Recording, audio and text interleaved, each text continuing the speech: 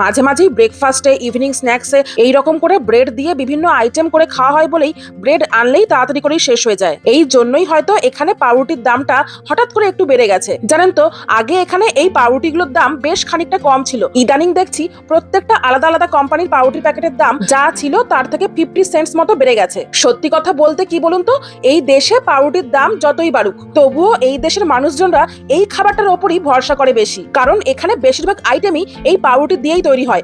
ঘরে এইরকম একটা ব্রেডের প্যাকেট থাকলে কেউ কোনো কাজে যতই ব্যস্ত থাকুক তাকে চিন্তা করতে হয় না কি খাবো, কি রান্না করব, চটজলদি ব্রেড দিয়ে এইরকম কিছু একটা বানিয়ে টুক করে খেয়েও নিতে পারে। আজকেও যেমন এই সকালে আমার একটু তাড়াহুড়া আছে, সেই জন্য ভেতরে বাটার, আলু সেদ্ধ আর চিজ পুর দিয়ে এইভাবে টোস্টগুলো বানিয়ে নিলাম। আর আমি তো আগেই বলেছি চিজ আমি খেতে বড্ড ভালোবাসি, চিজ হলেই আমার আর কিছু চাই না। জানি যে বেশি চিজ খাওয়া ভালো নয়, কিন্তু কি করব বলুন তো, আমরা তো এমনই, শরীরের থেকে জিভের টেস্টের কথাই আগে ভাবি।